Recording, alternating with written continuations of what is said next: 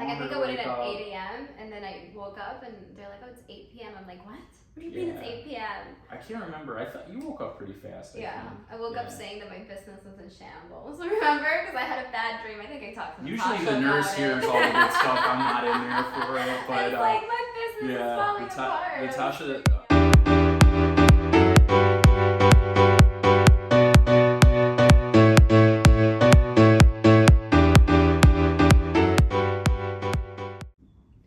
Okay, so one of probably the most requested questions, testimony is why I removed my breast implants. So I removed my breast implants almost a year ago. Can you believe it's been almost a year? Yeah, I can't believe In March, it's gonna be a year. Wow. I know, and it completely changed my life, guys. When I came in here, I was really in a bad place. Do you remember? I remember when you came in and there was a lot of stuff going on. I had acne. Yeah, that I remember quite well. I had anxiety. It was so bad. I was like depressed. Literally, I think if I wouldn't have done that, I probably would be on antidepressants. It was so intense. I remember you had your mind made up what you wanted to do. Yeah. And you know what? It's interesting you say that because everyone always asks me like, well, how did you know you had breast implant illness? And there's no way to know, guys. There's no way to know, right? Yeah, there's not like a blood test or a urine test that you could say, yeah, you're positive for breast implant illness. So yeah. It's definitely almost a rule out by exclusion. So you try it if it works. So the cool thing about Dr. Lampert is that he doesn't just remove implants, right? Because even though I'm now like on a crusade against implants, and I'm like the #1 advocate for removing them or not getting them at all, I do understand that not everyone has the issues that I did. And it took me, I got my first set in 2008, but I kept getting capsular contractures, what is it? Yeah, whatever. Contraction. Yes, I kept getting that. So my body was literally rejecting the implant. And I remember that I had saline implants for 10 years, and it's when I switched to silicone that like everything just kind of like went downhill. So what has been your experience with like between saline, silicone? How many years? Is it something that people start seeing, like the symptoms pop up right away? Because it took me forever. Yeah. As far as the silicone and saline, I don't see a big difference. Some people feel that saline are higher risk for breast implant illness type symptoms, and that saline is. Some people, really? And some people think that silicone, is a higher risk, but I can't really say in my practice I see a big difference between the two, and we see a fair amount of both saline and silicone.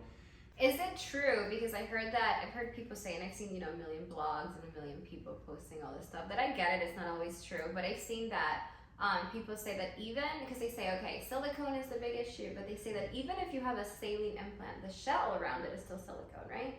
There is some silicone in the shell. Yeah, it's a polymer, but there is some silicone in the shell, but it's a solid shell. Yeah. It's not like even the gummy bear gel fill, it's still some liquid. It's a higher viscous, the viscosity is much greater than fluid. Right. So it sticks together like a gummy bear, but when you heat it up to the body's temperature, it does get a little more loose and a little more liquid. So, but the shell of, it's like thicker than, a balloon. Yeah. It stays around and it doesn't separate. Yeah. So I had 3 sets of implants before, so I had 4 surgeries, guys. Jeez. Crazy, right? It's insane to even say that. But my body just kept the same. It was my left breast. It just kept encapsulating, right? Do you think that's like an early sign that you might eventually get BII, breast implant illness? I thought that initially that we would see more BII and capsular contracture because it's kind of the body's way of showing an inflammatory response, that it's reacting to this implant, that the body doesn't like this implant for whatever reason. So, I used to think that, but what's interesting is that I was at a conference recently and they said there was no real statistical significance with breast implant illness and bad capsular contracture. That's why I'm here, to continue pushing this and continue giving my testimony, because I never thought I was going to be someone that removed my implants. Like, I loved having implants. They were part of like who I was, my identity. So actually, true story, like right before the surgery, I almost passed out. I say almost because he says that I didn't, but I was so nervous because I think psychologically I was still like not ready for it. Okay, so if you had to explain breast implant illness, how would you explain it? So breast implant illness is tough. It's basically a term that covers a broad spectrum of symptoms that patients complain of that they attribute to their breast implants. So, common ones that we hear are, well, breast pain is almost like a separate thing because breast pain can happen regardless of patients having breast implant illness. Right. But the illness, kind of when there's systemic or that they don't feel well, and it could be anything from fatigue to hair loss to a lot of people complain of brain fog or being absent-minded, and generally just feeling, worn down. Yeah. I feel like for me, I had symptoms for so long, but they were so subtle that I ignored them. Like I was like, oh, maybe I'm just getting older and that's why I'm forgetting things. Or maybe, but it got to the point where like I would be talking to you and be like, I rang, but I wouldn't remember the word rang. I was in a really bad place. It was really bad. And my acne, I think my acne was probably what got me to like go see a doctor. And then I went to see my regular primary care physician, and then he did my blood panel, and my estrogen levels were through the roof. So I had a complete hormonal imbalance. My mercury levels were terrible also. I think it was like 3 times the amount. And I know a lot of you guys have asked me about a detox. I did go through a detox because I waited, I think from the time I saw you originally to my surgery was at about a month and a half. So I did do a detox, which was intense, like where I literally cut out gluten, soy, dairy. I literally just ate like boiled chicken, I feel like, and veggies. And it went down to 15. And I remember I went to see my PCP right before my explant. And he said, wait until a month after you explant. Well, he's gonna get into now the fat transfer. So I actually tried to gain some weight to have enough fat to put in my breast. So I forget that detox. I started eating whatever I could find. And crazy enough, going back to eating fish, eating whatever I wanted, when I went back a month after my explant, it had gone down to 5, my mercury. So it was so crazy to me to see that by just removing them, they're trying to do, there are some studies I saw where they're trying to look at patients even with like the variable of tattoos and heavy metals. I'm removing mine. So it's really hard to say like what's the cause of these things. But I'm so glad you brought that up because I get asked about the procedure all the time, and I'm very open. You guys know I'm very open with you. We did fat transfer, which is a very fancy. No, what's the actual fancy name for it? Fat graft, fat transfer, which is a very fancy name for lipo, literally, right? So I know I didn't. Different.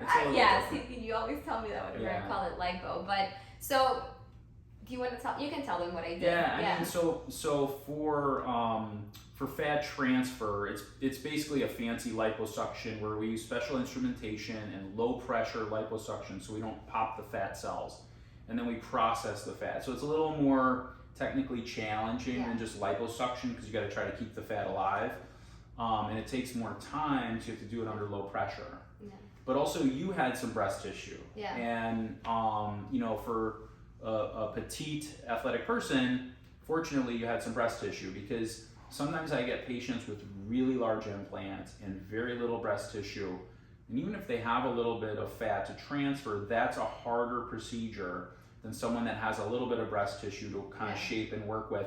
And then if we can do some fat, it's like it's that much more to shape the breast and make a nice aesthetic. I am so happy with how my shape came out. So I mean, for me having 3 sets of implants, you did such an amazing job. I'm literally so happy. So we removed it in the capsule, and then we did a lift. So many of you guys have asked me, yes, I did do a lift. I did a T lift, right? That's what it's called. And then we did the fat transfer. Yeah. Right? And then yes, I did have the drains. I get so many questions still about the drains that were not painful. But something you did tell me, you gave me the option to do the fat transfer in a separate surgery, because you did say when you have the drains, right, with the explant, there's a chance the fat kind of flushes away, right? I think, there's it's slightly easier to do a fat transfer as a second stage, 6 to 7 months later for me. Yeah. To be honest though, I'm doing mostly immediate fat transfer. Yeah, we did it all at once. I was like, no. Most patients don't want to come back for a second operation. Yeah. Maybe I get 5% better fat survival, maybe. I'm not sure. Again, that's something no one's studied. But it's just easier for me because when I put the fat in, I can't just squirt it into the old pocket. I have to collapse that old pocket, and then I have to try to transfer the surrounding soft tissue. Yeah. So if the patient has an implant above the muscle, then I'm going to try to fat transfer below and get the muscle below and get the skin overlying, collapse the pocket.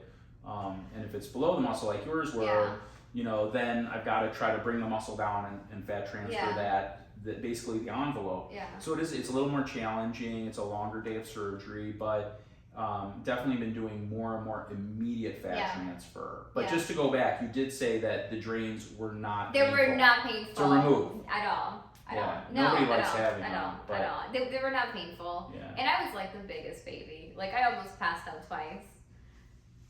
The second time was. But you never actually passed out. I know. But I was like, oh, I'm dying. Yeah. Whenever someone says, I think I'm going to pass out, it's usually they don't. That's usually not the patient that passes out. Yeah. It's the patient that like holds their breath and tries to act tough. That's the one that usually. This is actually funny. So part of the fat transfer, obviously, he removed fat from my stomach to put him in here. He actually took some fat from the back. Yeah, a little from the love hand. We did spin you everywhere. Yeah, all over. So. True story of why I almost passed out. So I came and I had a little bit of liquid retention in my back. He's like, oh, let me just take it out with the thing. So he takes like a whole syringe and they're like holding on. And then I look over and I see he's on the second syringe and I see the first one full of blood and I was like, that's it. I literally. Blood. Well, I don't know what it was, blood, but whatever it was, I almost. But with you, it's harder for a patient like you because you're athletic, but we got a good amount. I can't remember the exact fat volume. I think you told me 200. Yeah, 200 per side probably. Yeah. So, but we did spin you and get it from every place you could find. And that's I think the key because we don't want to cause a deformity somewhere else. Yeah. Trying to get fat to fix this, but. However, he didn't do abs next time. Well, next time we're going for the abs. We did a little. I just want to put that out there because then they're gonna say that my hard work at the gym was lipo. No, he did not give me abs. Yeah, you had that on your own. Yeah. Well, so how many explants do you think you've done by now? I don't know. I mean, we just with our new technique, the paper that we put out, I think it was it was over 40 patients with 80 implants. So that's kind of with the new technique, but. It's probably the most common procedure that I've been doing for the last several years. I know you told me that there's no way that they've grown, but I feel like they've grown. It's going to be again a year and 2 months, and I feel like they've gotten bigger. I mean, initially you had that swelling, right? And you were I was so happy. I was like, tell me this is it. And then, and that's very common. I had a patient last week, and we did fat transfer on her stage, and she said, oh my God, tell me they're not going to stay like this. They're too big. Yeah. And then, 2 weeks later, it's like, tell me they're not going to go down. And I wish I could say they're not because they always do go down. Yeah. To some degree, everyone's different. What about when I have babies one day and they get bigger? Well, babies changes everything. So, and that's what I have a lot of patients where I'm like, this is the best breast surgery I've ever done. Call them for the 3-month or 4-month post-op. Yeah, and they're like, oh, they're at the OBs. I'm like, why are they at the OBs and not at the plastic surgeons? And then I'm just like, oh yeah, that's why. So, pregnancy, breastfeeding, all those things can change the breast considerably. Yeah. So after that, we might have to do a little tweak or, who knows. Yeah. But things do change. Yeah. Oh, I don't want them to get bigger. It's so crazy. They used to be so big, and I could not picture myself in smaller ones. I hope so, because I'm so happy. I can now wear things. I wore this on purpose, and you guys can see how good the cleavage looks. I love it. Okay, so another question that I get asked all the time is about the scarring. The scarring. I mean, I was freaking out about the scarring at first. Honestly, I've come to terms with it. It is what it is, and I always say, if you're gonna see the scar, then you have to know what I did, right? But I know that's something that really makes people kind of think twice about doing the surgery. But there's a lot of things they can do with the scar, right? Well, we've been trying more and more to keep the scars within a triangle bikini. So I'll have patients come in with the triangle bikini, and I mark the triangle. The problem that we face as plastic surgeons when the implant's removed is there's a lot of skin laxity. So that means loose skin. Okay, yeah. So just hemming a suit or shortening pants, or the longer the incision, the more we can kind of shape and bring in. So, you know, if you're not doing a lift or you're doing a shorter scar lift, you have less ability as a plastic surgeon to shape that breast. You know, if you can do some fat transfer, that helps you too. But I think that even when our scars have to extend outside of that triangle bikini, because like everybody in Florida, I feel like wants to wear the triangle bikini. You know, there's always hope that with laser treatment, with dermabrasion, or sometimes even we had a patient that had a little keloid at the drain site recently, and we cut that out and reclosed it, and so far it's doing great. So sometimes you have to surgically revise. We usually try to wait up to a year. Your scars look really good initially. So they're just red. Well, no, but your original scar. Oh, my original scar. Yes, because I did have a lift from before. I didn't think I. So when you look at someone's original scars, whether it's a lift or a small incision or whatever, it does give the plastic surgeon a better educated guess at, is this going to scar well, or is it going to keloid, or is it going to be bad? I think you told me once that it was red because my body felt like, this is like my scientific explanation, but like the body felt like it was being attacked, so it would send like little blood vessels to it, right? And then after a year, I mean, am I making that up? I feel like you told me that once. After a year, I see, that's pretty good. Yeah, okay, and after and after a year, you're like, the body's gonna know that it's not under attack, and I feel like that's exactly what's happened. It's like the redness is almost gone already. Yeah, most patients have the blood supply grows into the healing wound, and as that wound heals, the body says, I don't need this profuse blood supply here anymore. So those little capillaries regress. Yeah, my surgery was like 11 hours. No, I don't think it was 11 hours. I think I was here for 11 hours. It was long. I don't remember. Long. Yeah, and everyone stays for at least an hour after general anesthesia to wake up, but some people take a little bit longer. Like I think I went in at 8 a.m. and then I woke up and they're like, oh, it's 8 p.m. I'm like, what? What do you mean it's 8 p.m.? I can't remember. I thought you woke up pretty fast. I woke up saying that my business was in shambles. Remember? Because I had a bad dream. I think I talked to Usually the nurse hears all the good stuff. I'm not in there for it. But it's like my business is falling apart. Natasha, our head nurse there, she's like the therapist that talks to everyone. Who knows? You know, she probably gets all kinds of inside, stock secrets and stuff. I love it. Well, I went from being a big D, almost double D, to a B cup. I'm really happy with my B cup, guys. I love it. I love it. Okay, so $1 million question. How come there are doctors who still deny the BII exists? Because I've gotten so many people that say, I have this symptom, I have that symptom, but I went to see my surgeon and he said that no. And I actually went to see a surgeon before I, came to you, who said, absolutely not. What you're feeling has nothing to do with, with your implants, and you're gonna hate the way they look. Looking back, I'm like, I actually love the way they look, but whatever. So why do you think there's still so much like stigma around it? Yeah, I mean, I think it's you do both. You put them in and take them out, so it's like. I mean, I think that it is the majority of our conferences and our meetings and our textbooks are on placing implants and implant replacement, and it's just that central dogma of residency and training is definitely geared up towards, if you don't replace it, it's going to look terrible, patient's going to be unhappy, and there is, obviously as a plastic surgeon, we always want everything to look good. We can't always make everything look good, right? But you always, and this is almost more of like a reconstructive procedure once the decision to remove the implant is made.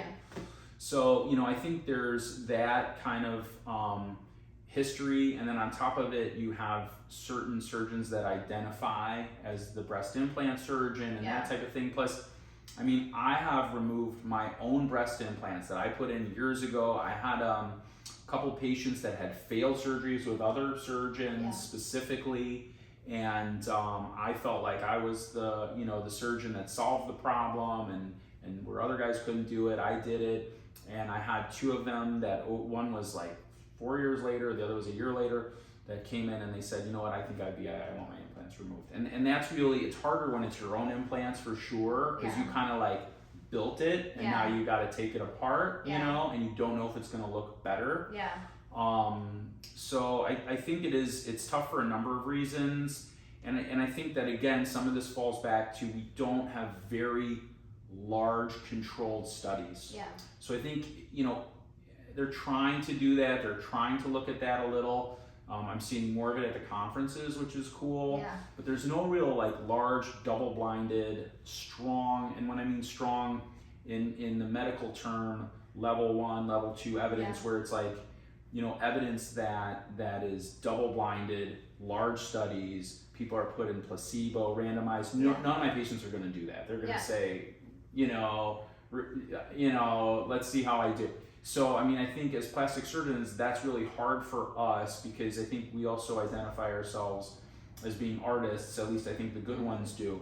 So, and in a way, explant surgery, a lot of times, some patients don't turn out the way that you did. They are not happier with how they look. I think I do see more of that now where patients feel like with their bigger implants, they were kind of stocky or boxy, and now with fashion the way it is and trends, smaller breasts are more accepted, are more in, and being able to fit in a dress and look less blocky is more popular. And I've had a lot of patients tell me that they feel better about themselves and they don't know why they didn't make the decision sooner.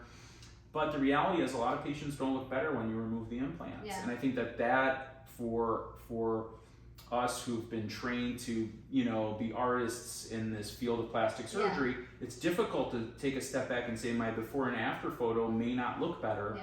Has anyone ever told you, because I literally feel like this, that I got my soul back? Has anyone ever told you that? It's in the beginning. Like smells, feelings. I feel like for years I was like stone cold, like wouldn't cry. And now I'm like emotional and I cry for everything and I feel things and smells and feelings that I hadn't felt in memories from when I was a little girl.